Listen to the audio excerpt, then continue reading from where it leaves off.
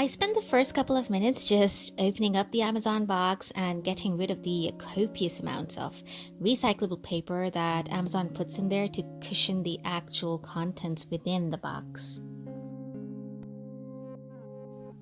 And there is the actual box of the Singer Heavy Duty 5523 sewing machine. It actually occupies about just 2/3 of the space of the actual Amazon parcel. So without further ado, let's pull it out of the box.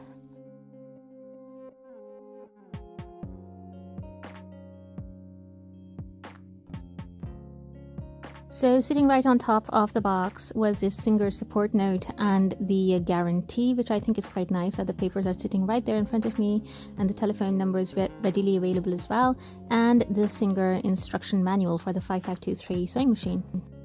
Now it's time to start digging around underneath the styrofoam. So once this piece of styrofoam is out, I managed to dig out first this folded up piece of fabric, which was actually the dust cover for the sewing machine. Next, it's a pack full of accessories that came with the sewing machine. And to get the actual machine out of the box, I had to lay the box on its side and very slowly and carefully slide the machine and the remaining contents out of the box. By the way, if you're wondering what that blob is on my right jumper sleeve, that is actually a piece of styrofoam which has settled there and refusing to budge. Finally, after a lot of shuffling and sliding, the machine was finally out of the box, and now it's time to remove the styrofoam surrounds very carefully. I don't want to just pop one out and let the machine slam down onto the table, so I had to very carefully support the machine as I remove these styrofoam blocks.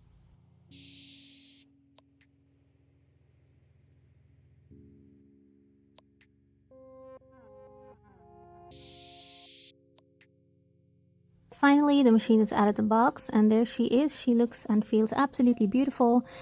She has a lovely weight to her, and I can see that underneath the presser foot there is a piece of paper pressed down, I think just to protect the sewing plate. So I lift the presser foot up and carefully remove the paper, and I lower the presser foot back down again. Now, let's just pause here for a second because this is really important. You are clearly someone who loves the idea of sewing. You have looked into sewing machines before, you have loved some of them, you've been unsure about some of them, and you've probably found a number of them completely out of reach as well. I know that just the idea of buying a new sewing machine is very daunting. Not only because of the amount of money that is involved, but because of the burden of whether you have actually put your money to good use or not. And also, it's an emotional decision as well. You don't want to invest emotionally into something that you don't truly love. Believe me, I've gone through this multiple times. I have bought 5 different sewing machines to date in my life using my own money, and I have never regretted a single one of those purchases. So if you are unsure, unsettled, or nervous about your decision of buying a new sewing machine, fear not, because I have put together a free guided worksheet for you. It will walk you step by step through a decision-making process that is not only practical, but 100% emotionally sound as well, to make sure that you put your money to good use. So if you are contemplating on buying a sewing machine, but you're unsure of which one to buy, click on the link in the description and grab your free guided worksheet PDF now and start working through it. Good luck. Now that's the stitch length selector. That's the actual stitch selector where you select what design of stitch or what type of stitch you want to select, and that can rotate in either direction. Now this is the top dashboard of the machine, and that is the stitch width selector. The higher the number, the wider your stitch is going to be. Next to it is the needle position selector, and the needle can move through 3 different positions: left, middle, and right. Remember to always raise the needle before changing the position. And finally, this is a thread tension selector. The higher the number, the higher the tension on the top thread. This is the reverse stitch lever that we don't have on our mini sewing machine, and it helps us lock our stitches in the beginning and end of the project. This is where you wind your bobbin, so you pop your bobbin on top of the spindle, click it to one side, and it disengages the needle mechanism so you can wind your bobbin. There's a tiny black button on the needle plate, and when you flick it, the bobbin cover plate pops out, and you can very easily remove or drop in your bobbin. So this is a top loading machine with a drop-in bobbin, which is exactly what I wanted. Now when you look at the machine from the side, there's a little lever there, and when you flick it, the presser foot can drop down and you can actually replace the presser foot with any other presser foot that you want to work with.